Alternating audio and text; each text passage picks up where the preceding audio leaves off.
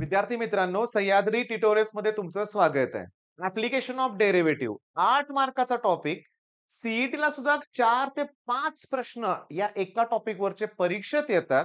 म्हणजे most important topic आहे. बर, आपण करतोय बोर्ड साठी प्रिपरेशन. मग सीईटी साठी वेगळं काय करावं लागेल? मी तुम्हाला सांगू का की सीईटी साठी वेगळं काय करायची थोडी तशी गरज नाहीये. कारण तुमच्या समोर आहे. जरा ह्या स्लाइड्स कडे बघा बघू दोन्ही. हा आहे आपला टेक्स्टबुक मधला होमवर्क एक्झरसाइज मधले क्वेश्चन आहे. जरा पहिलाच क्वेश्चन नीट बघा बघू. व्हेरिफाय करायचंय.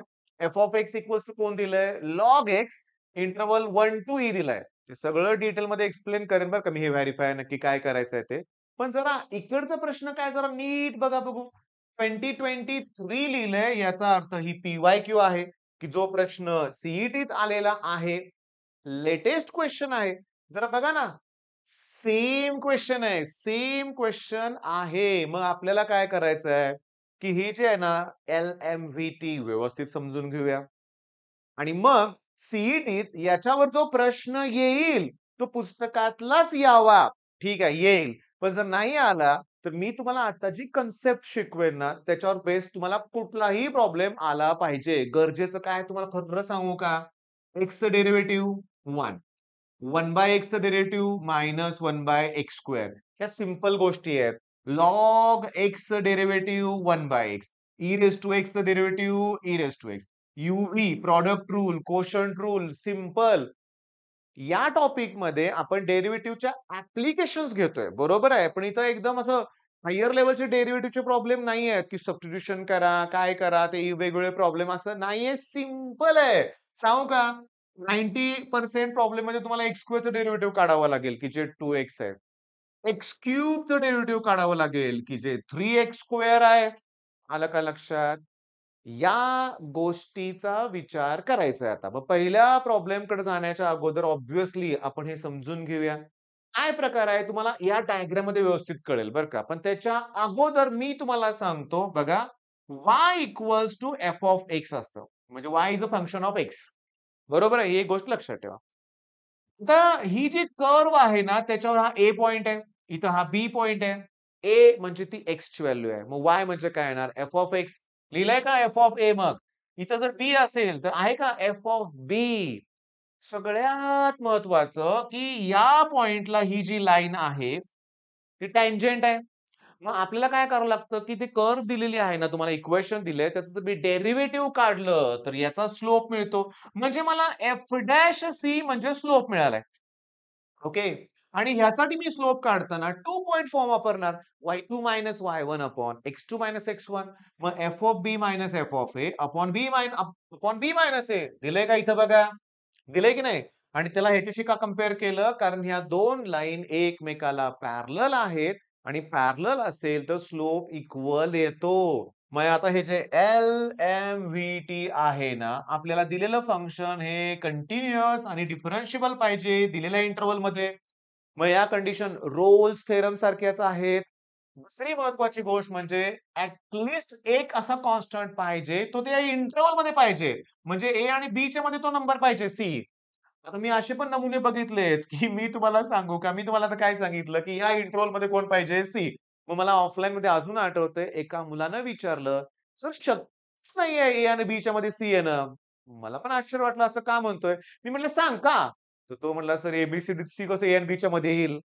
अरे हे ए-बी-सी-डी नाहीयेत. ए आणि बी हे नंबर आहेत. ते कुठलेही नंबर असू शकतात. आलं का डोक्यात? समजलं का? ही ए नाहीये हे लक्षात घ्या. बरं आता सगळ्यात महत्त्वाचं म्हणजे ह्या कंडिशन्स कळाल्या. मी या तुम्हाला ह्या ग्राफबद्दल पण सांगितलं. हे पण तुम्हाला कळालंय. मग व्हिडिओ संपला की रे बाळांनो 4च मिनिटात हे क्लिअर झालंय. अरे थांबा. प्रॉब्लेम घ्यायचे आहेत आपल्याला. समजून घ्या. आता पहिली गोष्ट म्हणजे तुम्हाला जे फंक्शन दिलंय रूटमध्ये दिलंय ते कंटिन्युअस आहे या इंटरव्हलमध्ये आणि डिफरन्शिएबल आहे. ओके. तर सगळ्यात महत्वाचं म्हणजे आता कंटिन्युअस आणि डिफरन्शिएबल आहे. आपण या ठिकाणी काय करू शकतो, की एल-एम-व्ही-टी ॲप्लिकेबल आहे. तर आपल्याला काय करायचंय सांगू का तुम्हाला? एफ ऑफ बी काढायचं आहे. एफ ऑफ ए काढायचं आहे आणि ए आणि बी कोण आहेत? 0 आणि 5. म्हणजे दिलेल्या फंक्शनमध्ये एक्सची व्हॅल्यू 0 पुट करा. एफ ऑफ ए 2 येईल. कसं? 0 प्लस 4 4 4 चा स्क्वेअर रूट 2. पुन्हा 5 पुट पुट करा. 5 प्लस 4 9 9 चा स्क्वेअर रूट 3 आलं का व्हॅल्यू? म्हणजे तुमची बी ची व्हॅल्यू 5 आहे, ए ची व्हॅल्यू 0 आहे. चला दिलेल्या फंक्शनचं डेरिव्हेटिव्ह काढा. एफ ऑफ एक्स हे आहे ना, रूटचं डेरिव्हेटिव्ह असतं 1/2 ओके. आता काय करायचं माहितीये का, की तुम्ही एफ डॅश सी बघा समजून घ्या. F dash C that equals to F of B minus F of A upon B minus A. आता इथं काय करतोय बघा 1/2 √C+4 लिहितो. जिथं एक्स आहे तिथं सी लिहितो.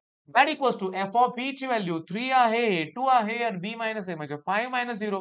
म्हणजे मला 1/2 √C+4 ची व्हॅल्यू 1/5 मिळाली. मला सी ची व्हॅल्यू काढायची आहे आणि सी कुठे आहे? या रूटमध्ये. म्हणजे मला दोन्ही बाजूचा स्क्वेअर करावा लागेल. म्हणजे 1/C+4 हे रूट निघून गेलं. तर 2 इकडे आलं. 2 चा स्क्वेअर 4 आणि इथे किती 25.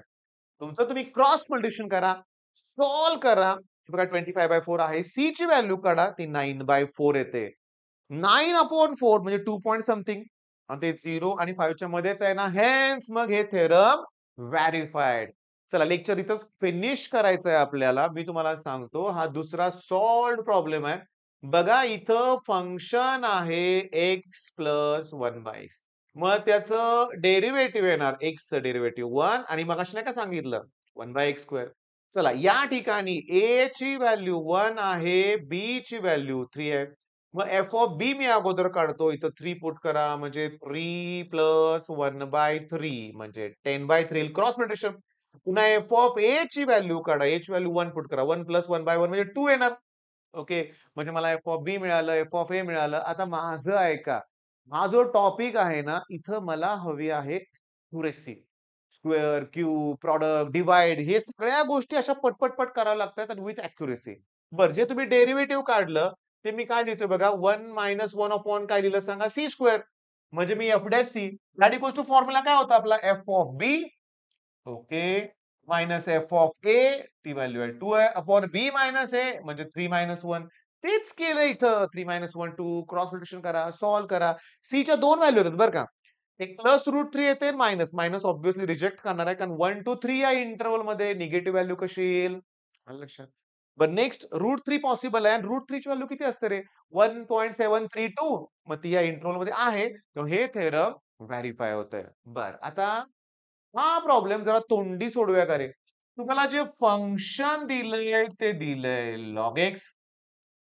त्याचं डेरिव्हेटिव्ह येणार आहे 1/x.